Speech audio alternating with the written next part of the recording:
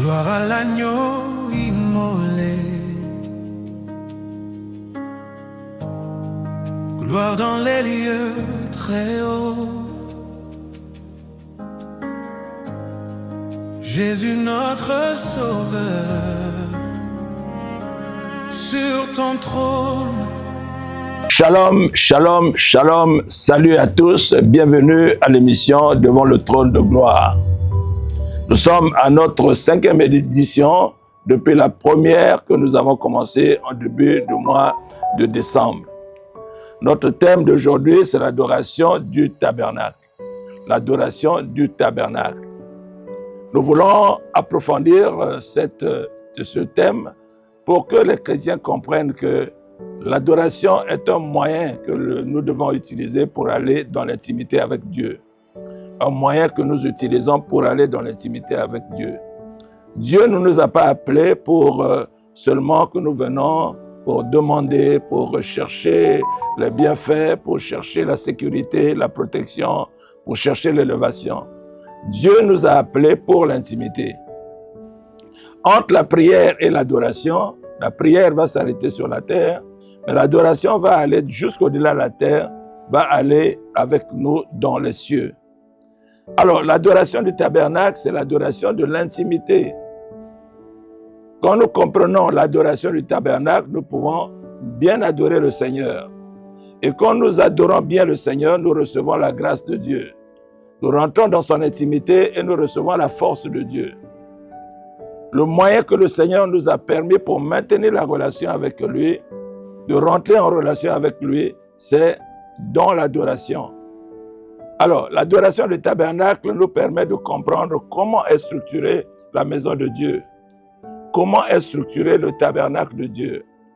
Pour la première fois dans Exode 25, verset 8, quand Dieu a demandé à Moïse, à son peuple de bâtir un tabernacle, de construire un tabernacle selon le modèle de Dieu, c'était pour que Dieu demeure avec son peuple.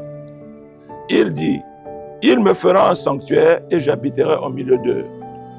Dieu a besoin de la relation avec l'homme. Donc le tabernacle, c'est la première maison de Dieu sur la terre. Dieu a rencontré Moïse pour la première fois sur le mont Sinaï. Ensuite, il voulait faire le trajet avec eux, être avec eux jusqu'à la terre promise. Donc il fallait bien qu'il y ait une maison de Dieu, la maison de Dieu, le tabernacle de Dieu. Aujourd'hui, le chrétien, notre corps est le temple du Saint-Esprit. 1 Corinthiens 6, verset 19 dit, « Ne savez-vous pas que votre corps est le temple du Saint-Esprit que vous avez reçu de Dieu et que vous ne vous appartenez point à vous-même. » Donc nous sommes le tabernacle de Dieu aujourd'hui et Dieu habite dans notre esprit. Quand un chrétien reçoit le Seigneur Jésus dans sa vie comme Seigneur et comme Sauveur, le Saint-Esprit vient demeurer dans son esprit. Le Saint-Esprit vient demeurer dans son esprit. Et si Dieu est dans notre esprit, nous devons rentrer donc en nous-mêmes pour aller rencontrer Dieu. Je vais vous rappeler que quand Jésus-Christ est mort sur la croix, le voile du temple est déchiré, fendu en deux. Donc le lieu saint et le lieu très saint sont maintenant, pour la vie du chrétien, sont en communication. Donc si nous rentrons dans notre âme, nous pouvons atteindre Dieu dans notre esprit. Donc l'adoration du tabernacle, c'est une manière que Dieu nous a mis en cœur pour pouvoir enseigner que nous pouvons rentrer à l'intérieur de notre vie pour rencontrer Dieu.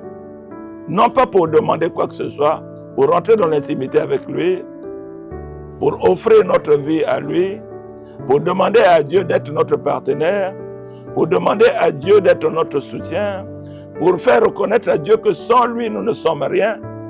Et quand nous apprenons cela, alors nous allons rentrer dans la gloire de Dieu. Alors, ne savez-vous pas que votre corps est le temple de Dieu? Ne savez-vous pas? Donc, les chrétiens ne savent pas que leur corps est le temple de Dieu. Voilà pourquoi ils se mettent à pleurer, à gémir, alors que Dieu est avec eux. Dieu est avec nous 24 heures sur 24. Il est avec nous 24 heures sur 24. Donc, l'adoration, voilà pourquoi l'adoration, c'est un style de vie. Quand quelqu'un a appris à adorer le Seigneur, ça devient un style de vie. Nous ne nous appartenons plus à nous-mêmes. Un adorateur, sa vie appartient à Dieu. Nous appartenons à Dieu et nous avons l'Esprit de Dieu qui est en nous. Alors, comment rentrer dans le tabernacle pour pouvoir adorer Dieu? J'étais en train de dire le dimanche que ce n'est pas facile d'aller dans le tabernacle et adorer Dieu. Ce n'est pas facile. Ce n'est pas aussi n'importe qui peut rentrer en relation avec Dieu, rentrer dans son cœur, dans son corps, dans sa vie pour adorer Dieu. Et ceux qui ont le cœur chargé, l'âme chargée par des problèmes, des soucis, ils sont d'office disqualifiés pour adorer Dieu. Ils sont aussi disqualifiés pour adorer Dieu. Ceux qui sont aussi attachés au monde, aux choses du monde, au plaisir du monde, sont aussi disqualifiés parce que leur cœur est rempli de monde, donc leur cœur est mondain. Leur cœur est mondain. Ils sont aussi disqualifiés pour adorer Dieu. Pour adorer Dieu, il faut que la disposition de ton cœur. Voilà pourquoi Dieu a dit à Samuel, il dit, l'homme regarde ce qui frappe les yeux, mais Dieu regarde au cœur. Dieu regarde la disposition de notre cœur. C'est là où est le centre de l'adoration.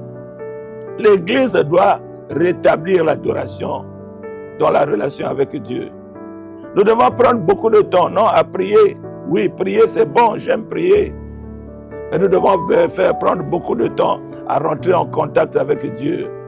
Dieu est dans la joie quand nous venons l'adorer. Dieu est content quand nous venons l'adorer. Dieu nous remplit de puissance quand nous venons l'adorer. Regardez, David, c'est un adorateur. On se pose la question pourquoi David, un jeune garçon de son âge, pouvait vaincre Goliath, un combattant aguerri. Pourquoi? À cause de l'adoration, à cause de l'attitude de son cœur, à cause de sa profondeur avec Dieu, à cause de son intimité avec Dieu. Et quand David a rencontré Goliath, il n'avait pas peur parce que Dieu était avec lui. Donc, nous devons donc rentrer à l'intérieur en commençant par le parvis. Le parvis, le lieu saint et le lieu très saint. Notre corps, notre âme et notre esprit. Alors, la première partie, c'est à partir du parvis jusqu'à l'âme. De notre corps jusqu'à l'âme. Ça, c'est une zone où nous devons louer le Seigneur. La louange du Seigneur, c'est dire ce que Dieu a fait. Qu'est-ce que Dieu a fait? Il a fait beaucoup de choses de grand dans notre vie. Témoigner les grandeurs de Dieu, sa puissance. Et l'adoration, c'est reconnaître qui il est pour nous. Qui il est pour nous. Donc nous commençons à annoncer les grandeurs de Dieu, ce qu'il a fait, et ensuite nous venons atterrir dans l'humilité, nous nous prosternons devant sa majesté pour dire que ce que tu as fait. Je regarde toujours l'exemple de Pierre. Pierre a péché toute la nuit. Jusqu'au matin, il n'a pris aucun poisson. Et il était fatigué. Il n'était pas le seul. Tous les pêcheurs ce jour-là avaient pêché toute la nuit et sont ressortis sans un seul poisson. Et Jésus arrive, il rentre dans la barque de Pierre, il enseigne. Ensuite, il demande à Pierre, il dit, Pierre, tu peux aller, tu peux jeter le filet.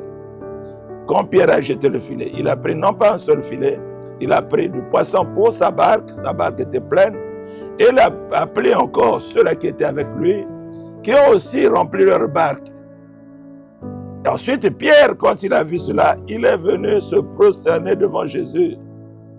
Il est tombé par terre parce que ce que Pierre avait vu, depuis qu'il est pécheur, il n'a jamais vu ça. Ça a dépassé sa personne. Il dit, ce n'est qu'un Dieu. Donc, quand nous reconnaissons la grandeur de Dieu, nous venons tomber, on tombe par terre. Nous reconnaissons, dit Seigneur, je ne vais pas te quitter, je ne vais plus te quitter. Je vais garder cette relation avec toi. Donc, l'adoration se passe entre l'âme, notre âme, qui va aller atteindre notre esprit, là où est le trône de Dieu. Le trône de Dieu est dans notre vie. Notre cœur doit être joyeux avec Dieu. Notre cœur doit être en paix avec Dieu. Notre cœur doit être dans la joie avec Dieu. Voilà pourquoi le diable, il tente toujours à bouleverser notre cœur. La Bible dit, garde ton cœur plus que toute autre chose. Pourquoi? Parce que c'est le champ de la relation avec Dieu. C'est le terrain de la relation, c'est le terrain de la force spirituelle. C'est le terrain pour puiser les bonnes choses pour pouvoir aller de l'avant. Donc, adorer, ça doit être une chose que l'Église doit commencer à pratiquer. C'est une activité que l'Église doit maintenir. Nous devons passer beaucoup de temps dans l'adoration. Adorer le Seigneur, rentrer dans la présence de Dieu. Un sacrificateur, c'est un adorateur. C'est une personne mise à part pour aller dans le temple. Aaron était le souverain sacrificateur. Donc, son travail avec ses enfants, c'était de travailler au temple. Un adorateur aussi, c'est un sacrificateur. Il rentre dans le temple avec les sacrifices. Et je vais ouvrir une brèche en parlant du sacrifice. Peut-être dans la prochaine édition, nous allons parler du sacrifice. Un adorateur ne va jamais vers Dieu. Sur le trône d'un adorateur n'est jamais vide. Il y a toujours un sacrifice. Il y a toujours un sacrifice. Jésus-Christ est venu adorer en sacrifiant sa propre vie. Et nous devons comprendre une chose, que l'adoration sans sacrifice, c'est une adoration qui est vaine. Qu'est-ce que nous apportons à Dieu pour reconnaître sa grandeur? Si on n'a rien, nous lui offrons notre vie. Seigneur, prends ma vie. Ça, c'est le sacrifice suprême. C'est avec Jésus qui a donné sa vie à Dieu. Donc, nous allons prier pour pouvoir que les chrétiens, si vous me suivez, nous devons rentrer, être des adorateurs, être dans une génération d'adoration pour aller de l'avant avec Dieu, pour rétablir la puissance de Dieu dans l'Église. Je vous salue, merci pour tout ce que vous êtes en train de faire. Je vais prier pour vous. Père éternel, tu es le Dieu tout-puissant, le Dieu d'Abraham, d'Isaac et de Jacob. Nous te sommes infiniment reconnaissants parce que tu es Dieu. Il n'y a pas un autre Dieu qui soit comparable à toi. Non, il n'y a pas un autre Dieu qui soit comparable à toi. Merci encore pour nous avoir donné ce temps pour l'adoration, pour enseigner sur l'adoration. Que ce que nous sommes en train de dire, ce qui sort de notre bouche, Seigneur, émanant de toi, puisse toucher les âmes. Que les âmes soient touchées, qu'elles soient impactées, afin de rétablir l'adoration dans l'Église. Merci Seigneur notre Dieu pour ce que tu vas faire. Dans le nom de Jésus, nous avons prié, nous disons Amen. Shalom, shalom, shalom. Dans les cieux,